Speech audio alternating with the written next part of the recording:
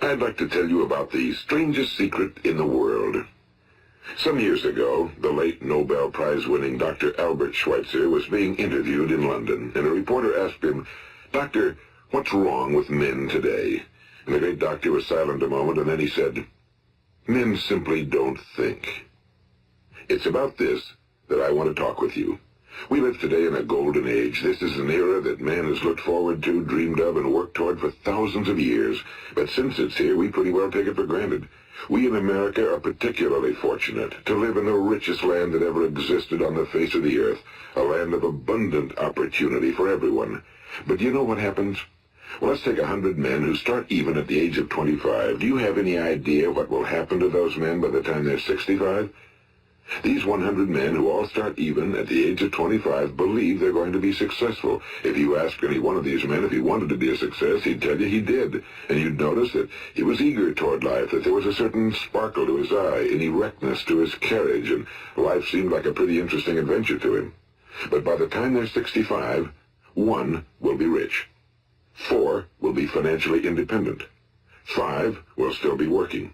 54 will be broke. Now think a moment. Out of the 100, only 5 make the grade. Now why do so many fail? What has happened to the sparkle that was there when they were 25? What's become of the dreams, the hopes, the plans? And why is there such a large disparity between what these men intended to do and what they actually accomplished? When we say about 5% achieve success, we have to define success. And here's the best definition I've ever been able to find. Success is the progressive realization of a worthy ideal. If a man is working toward a predetermined goal and knows where he's going, that man is a success. If he's not doing that, he's a failure. Success is the progressive realization of a worthy ideal. Rollo May, the distinguished psychiatrist, wrote a wonderful book called Man's Search for Himself. And in this book he says, the opposite of courage in our society is not cowardice. It is conformity. And there you have the trouble today. It's conformity, people acting like everyone else without knowing why, without knowing where they're going. Now think of it. In America right now, there are over 18 million people 65 years of age and older. And most of them are broke. They're dependent on someone else for life's necessities.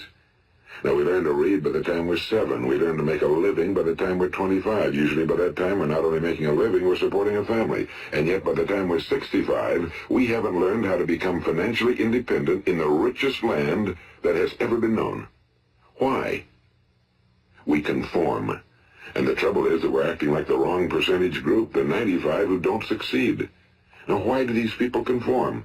Well, they really don't know. These people believe that their lives are shaped by circumstances, by things that happen to them, by exterior forces. They're outer-directed people. A survey was made one time that covered a lot of men, working men, and these men were asked, "Why do you work? Why do you get up in the morning?"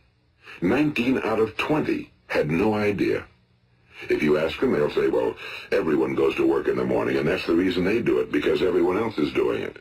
Now let's get back to our definition of success. Who succeeds? The only person who succeeds is the person who is progressively realizing a worthy ideal. He's the person who says, I'm going to become this, and then begins to work toward that goal.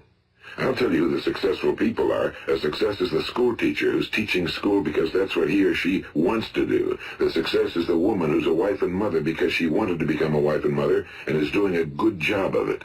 The success is the man who runs the corner gas station because that was his dream. That's what he wanted to do.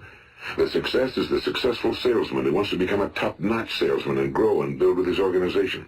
A success is anyone who is doing deliberately a predetermined job because that's what he decided to do deliberately. But only 1 out of 20 does that. That's why today there isn't really any competition unless we make it for ourselves. Instead of competing, all we have to do is create. You know, for 20 years, I looked for the key which would determine what would happen to a human being. Was there a key I wanted to know which would make the future a promise that we could foretell to a large extent?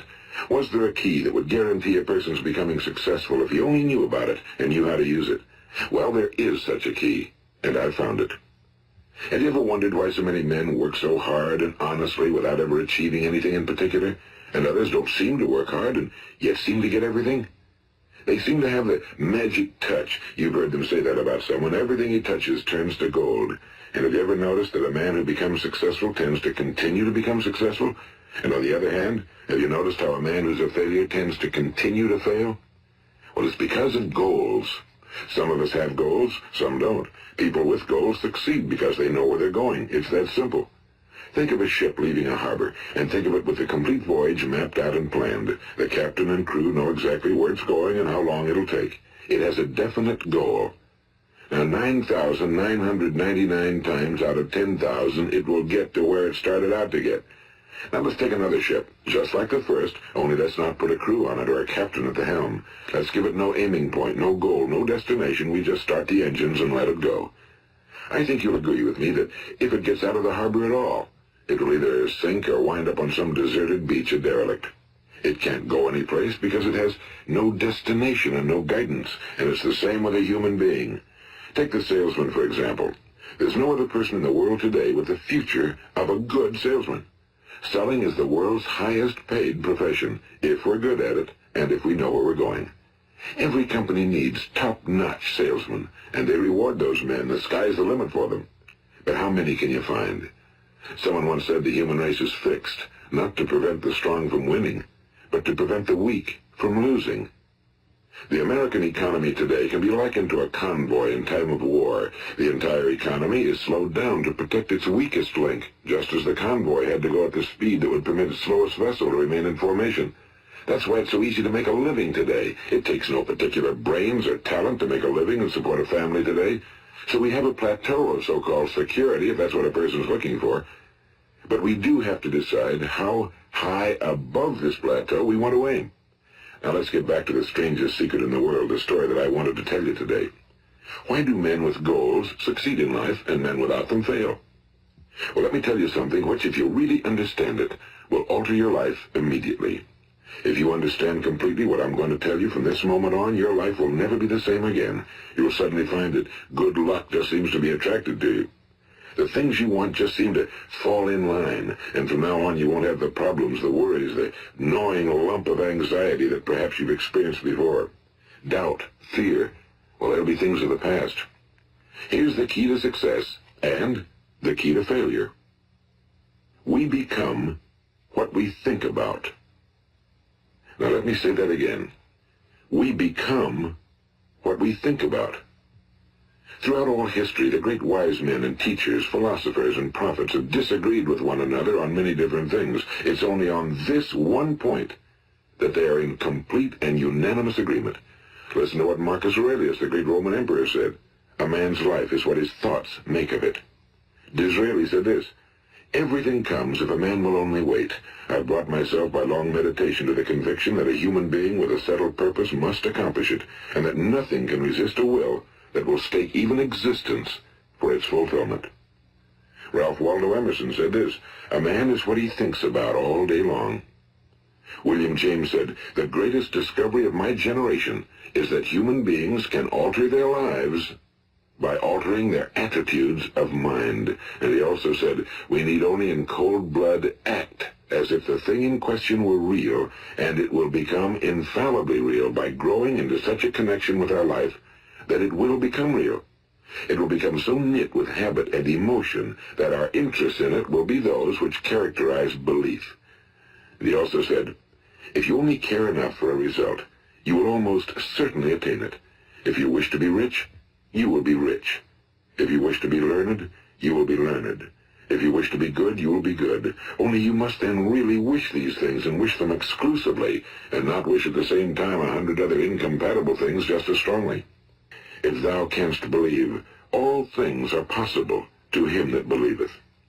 My old friend Dr. Norman Vincent Peale put it this way. This is one of the greatest laws in the universe. Fervently do I wish I had discovered it as a very young man. It dawned upon me much later in life, and I found it to be one of the greatest, if not my greatest discovery outside of my relationship to God. The great law, briefly and simply stated, is that if you think in negative terms, you will get negative results. If you think in positive terms, you will achieve positive results. That is the simple fact, he went on to say, which is at the basis of an astonishing law of prosperity and success. In 3 words, believe and succeed. William Shakespeare put it this way: our doubts are traitors and make us lose the good we oft might win by fearing to attempt. George Bernard Shaw said, people are always blaming their circumstances for what they are. I don't believe in circumstances. The people who get on in this world are the people who get up and look for the circumstances they want, and if they can't find them, make them. Well, it's pretty apparent, isn't it? And every person who discovered this for a while believed that he was the first one to work it out. We become what we think about. Now, it stands to reason that a person who's thinking about a concrete and worthwhile goal is going to reach it, because that's what he's thinking about, and we become what we think about. Conversely, the man who has no goal, who doesn't know where he's going, and whose thoughts must therefore be thoughts of confusion and anxiety and fear and worry, becomes what he thinks about. His life becomes one of frustration and fear and anxiety and worry. And if he thinks about nothing, he becomes nothing. Now, how does it work? Why do we become what we think about? Well, I'll tell you how it works as far as we know. Now, to do this, I want to tell you about a situation that parallels the human mind. Suppose a farmer has some land, and it's good fertile land. Now, the land gives the farmer a choice. He may plant in that land whatever he chooses. The land doesn't care. It's up to the farmer to make the decision. Now, remember, we're comparing the human mind with the land because the mind, like the land, doesn't care what you plant in it. It will return what you plant, but it doesn't care what you plant. Now, let's say that the farmer has two seeds in his hand. One is a seed of corn. The other is nightshade, a deadly poison. He digs two little holes in the earth, and he plants both seeds, one corn, the other nightshade. He covers up the holes, waters, and takes care of the land, and what will happen? Invariably, the land will return what's planted. As ye sow, so shall ye reap. Now remember, the land doesn't care. It'll return poison in just as wonderful abundance as it will corn. So up come the two plants, one corn, one poison. Now, the human mind is far more fertile, far more incredible and mysterious than the land, but it works the same way. It doesn't care what we plant. Success, failure. A concrete, worthwhile goal, or confusion. Misunderstanding, fear, anxiety, and so on. But what we plant, it must return to us. You see, the human mind is the last great unexplored continent on Earth. It contains riches beyond our wildest dreams. It will return anything we want to plant. Now, you might say, well, if that's true, why don't people use their minds more? Well, I think they figured out an answer to that one, too. Our mind comes as standard equipment at birth. It's free, and things that are given to us for nothing we place little value on. Things that we pay money for, we value. The paradox is that exactly the reverse is true. Everything that's really worthwhile in life came to us free. Our minds, our souls, our bodies, our hopes, our dreams, our ambitions, our intelligence, our love of family and children and friends and country, all these priceless possessions are free. But the things that cost us money are actually very cheap and can be replaced at any time. A good man can be completely wiped out and make another fortune. He can do that several times. Even if our home burns down, we can rebuild it. But the things we got for nothing, we can never replace.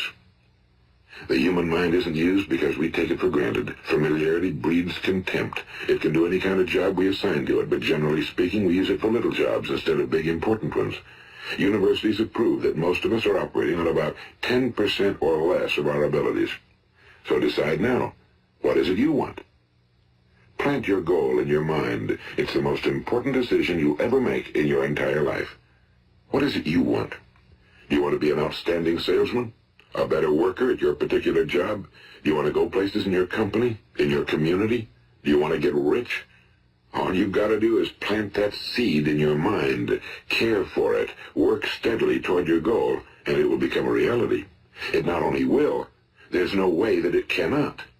You see, that's a law, like the laws of Sir Isaac Newton, the laws of gravity. If you get on top of a building and jump off, you'll always go down, you'll never go up, and it's the same with all the other laws of nature. They always work. They're inflexible. Think about your goal in a relaxed, positive way. Picture yourself in your mind's eye as having already achieved this goal. See yourself doing the things you will be doing when you've reached your goal. Ours has been called the phenobarbital age, the age of ulcers and nervous breakdowns and tranquilizers. At a time when medical research has raised us to a new plateau of good health and longevity, far too many of us worry ourselves into an early grave trying to cope with things in our own little personal ways without learning a few great laws that will take care of everything for us. These things we bring on ourselves through our habitual way of thinking. Every one of us is the sum total of his own thoughts. He is where he is because that's exactly where he really wants to be, whether he'll admit that or not. Each of us must live off the fruit of his thoughts in the future, because what you think today and tomorrow, next month and next year, will mold your life and determine your future. You're guided by your mind. I remember one time I was driving through eastern Arizona and I saw one of those giant earth-moving machines roaring along the road at about 35 miles an hour with what looked like 30 tons of dirt in it. A tremendous, incredible machine. And there was a little man perched way up on top with the wheel in his hands guiding it. And as I drove along, I was struck by the similarity of that machine to the human mind. Just suppose you're sitting at the controls of such a vast source of energy. Are you going to sit back and fold your arms and let it run itself into a ditch? Or are you going to keep both hands firmly on the wheel and control and direct this power to a specific, worthwhile purpose? It's up to you. You're in the driver's seat.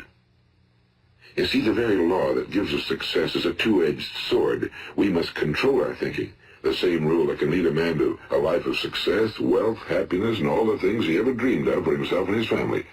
That very same law can lead him into the gutter. It's all in how he uses it, for good or for bad. This is the strangest secret in the world. Now, why do I say it's strange, and why do I call it a secret? Actually, it isn't a secret at all. It was first promulgated by some of the earliest wise men. Very few people have learned it, understand it.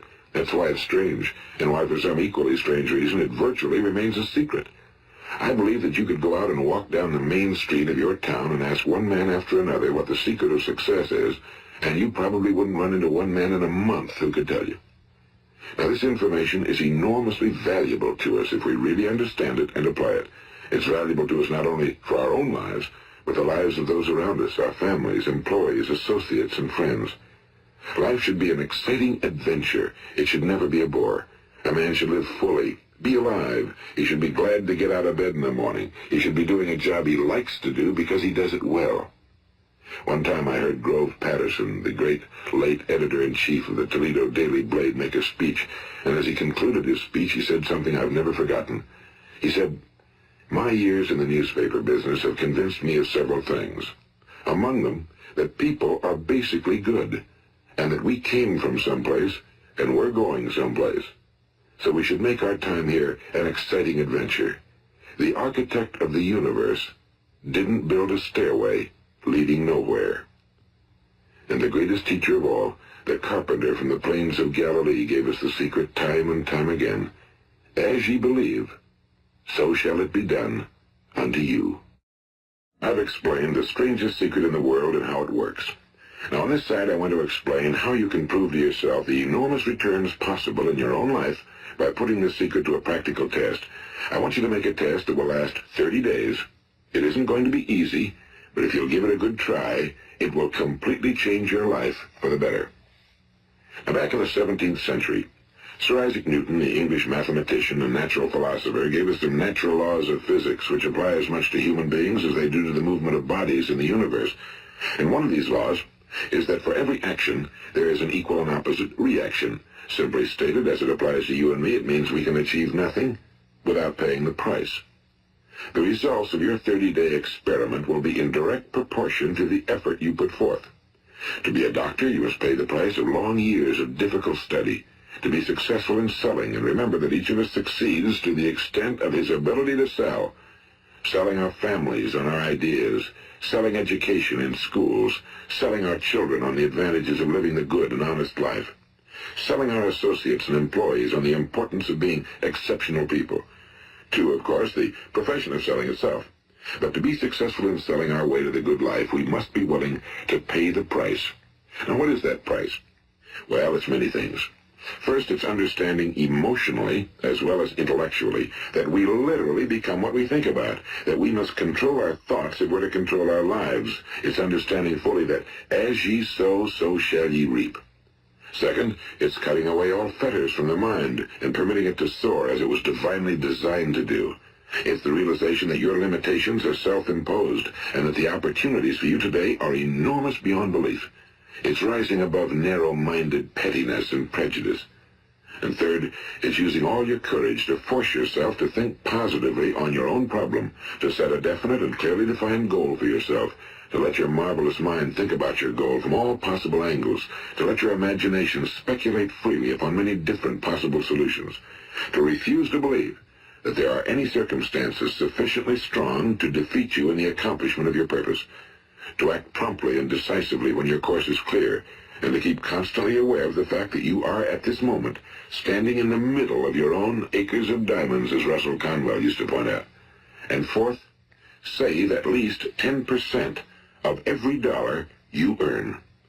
It's also remembering that no matter what your present job, it has enormous possibilities if you're willing to pay the price. Now let's just go over the important points in the price each of us must pay to achieve the wonderful life that can be ours. It is, of course, worth any price. 1. You will become what you think about. 2. Remember the word imagination and let your mind begin to soar. 3. Courage. Concentrate on your goal every day. 4. Save 10% of what you earn. And 5. Action. Ideas are worthless unless we act on them.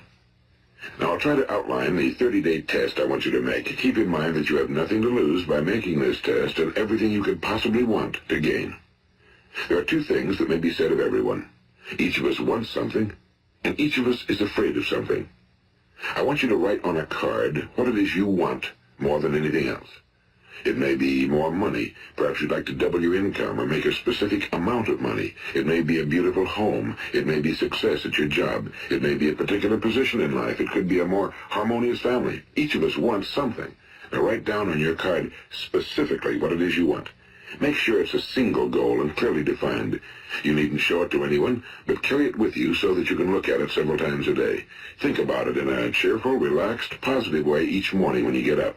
And immediately you have something to work for, something to get out of bed for, something to live for. Look at it every chance you get during the day and just before going to bed at night. And as you look at it, remember that you must become what you think about, and since you're thinking about your goal, you realize that soon it will be yours. In fact, it's yours really the moment you write it down and begin to think about it. Look at the abundance all around you as you go about your daily business. You have as much right to this abundance as any other living creature. It's yours for the asking. Now we come to the difficult part. Difficult because it means the formation of what is probably a brand new habit, and new habits are not easily formed. Once formed, however, it will follow you for the rest of your life. Stop thinking about what it is you fear. Each time a fearful or negative thought comes into your consciousness, replace it with a mental picture of your positive and worthwhile goal. And there will come times when you'll feel like giving up. It's easier for a human being to think negatively than positively. That's why only 5% are successful. You must begin now to place yourself in that group. For 30 days, you must take control of your mind. It will think about only what you permit it to think about. Each day for this 30-day test, do more than you have to do. In addition to maintaining a cheerful, positive outlook, give of yourself more than you've ever done before. Do this knowing that your returns in life must be in direct proportion to what you give. The moment you decide on a goal to work toward, you're immediately a successful person. You are then in that rare and successful category of people who know where they're going. Out of every 100 people, you belong to the top 5. Don't concern yourself too much with how you're going to achieve your goal. Leave that completely to a power greater than yourself. All you have to do is know where you're going.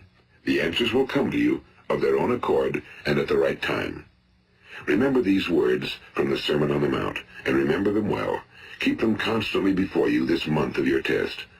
Ask, and it shall be given you. Seek, and ye shall find. Knock, and it shall be opened unto you. For every one that asketh receiveth, and he that seeketh findeth, and to him that knocketh it shall be opened. It's as marvelous and as simple as that. In fact, it's so simple that in our seemingly complicated world, it's difficult for an adult to understand that all he needs is a purpose and faith. For 30 days, do your very best. If you're a salesman, go at it as you've never done before, not in a hectic fashion, but with the calm, cheerful assurance that time well spent will give you the abundance in return you deserve and want. If you're a homemaker, devote your 30-day test to completely giving of yourself without thinking about receiving anything in return, and you'll be amazed at the difference it makes in your life.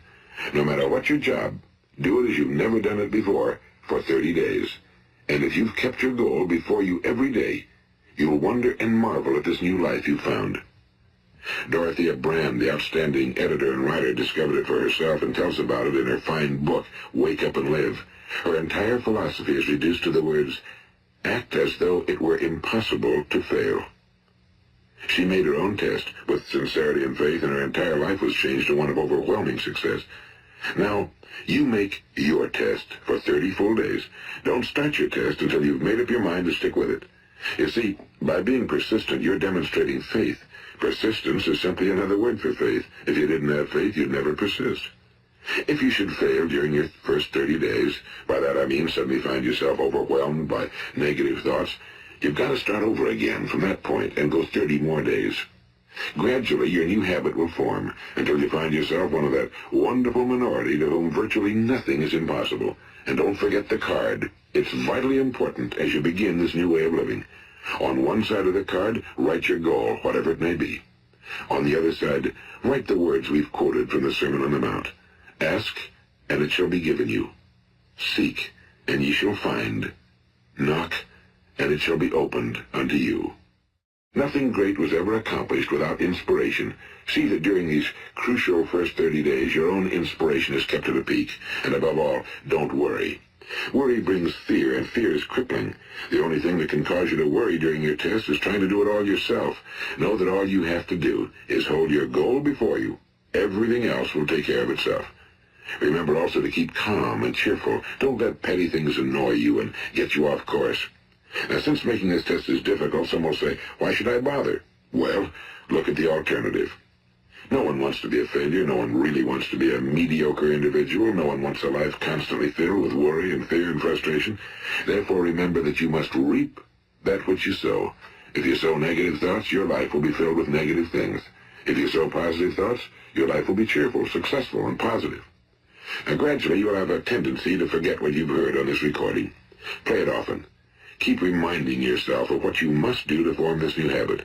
Gather your whole family around at regular intervals and listen to what's been said here. You know, most men will tell you that they want to make money without understanding the law. The only people who make money work in a mint. The rest of us must earn money. This is what causes those who keep looking for something for nothing or a free ride to fail in life. The only way to earn money is by providing people with services or products which are needed and useful. We exchange our time and our product or service for the other man's money. Therefore, the law is that our financial return will be in direct proportion to our service. Now, success is not the result of making money. Making money is the result of success, and success is in direct proportion to our service. Most people have this law backwards. They believe that you're successful if you earn a lot of money. The truth is that you can only earn money after you're successful. It's like the story of the man who sat in front of the stove and said to it, "Give me heat, and then I'll add the wood." How many men and women do you know, or do you suppose there are today, who take the same attitude toward life? There are millions. We've got to put the fuel in before we can expect heat. Likewise, we've got to be of service first before we can expect money. Don't concern yourself with the money. Be of service, build, work, dream, create. Do this and you'll find there's no limit to the prosperity and abundance that will come to you. Prosperity, you know, is founded upon a law of mutual exchange. Any person who contributes to prosperity must prosper in turn himself. Sometimes the return will not come from those you serve, but it must come to you from someplace, because that's the law. For every action, there is an equal and opposite reaction. As you go daily through your 30-day test period, remember that your success will always be measured by the quality and quantity of service you render, and money is a yardstick for measuring this service. No man can get rich himself unless he enriches others. Now, there are no exceptions to a law. You can drive down any street in America and from your car estimate the service that's being rendered by the people living on that street. Had you ever thought of this yardstick before? It's interesting. Some, like ministers and priests and other devoted people, measure their returns in the realm of the spiritual, but again, their returns are equal to their service. Once this law is fully understood, any thinking person can tell his own fortune. If he wants more, he must be of more service to those from whom he receives his return. If he wants less, he has only to reduce his service. This is the price you must pay for what you want. If you believe you can enrich yourself by deluding others, you can end only by deluding yourself. It may take some time, but just as surely as you breathe, you'll get back what you put out. Don't ever make the mistake of thinking you can avert this. It's impossible.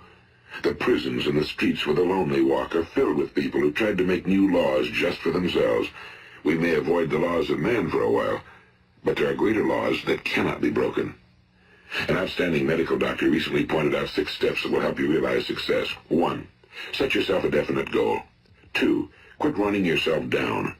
3. Stop thinking of all the reasons why you cannot be successful and instead think of all the reasons why you can. 4. Trace your attitudes back through your childhood and try to discover where you first got the idea you couldn't be successful, if that's the way you've been thinking. 5. Change the image you have of yourself by writing out a description of the person you would like to be. And 6. Act the part of the successful person you have decided to become. The doctor who wrote those words is a noted West Coast psychiatrist, Dr. David Harold Fink. Do what the experts since the dawn of recorded history have told you must do. Pay the price by becoming the person you want to become. It's not nearly as difficult as living unsuccessfully. Make your 30-day test, then repeat it again, and each time it will become more a part of you until you'll wonder how you could ever have lived any other way. Live this new way and the floodgates of abundance will open and pour over you more riches than you may have dreamed existed. Money? Yes, lots of it. But what's more important, you'll have peace.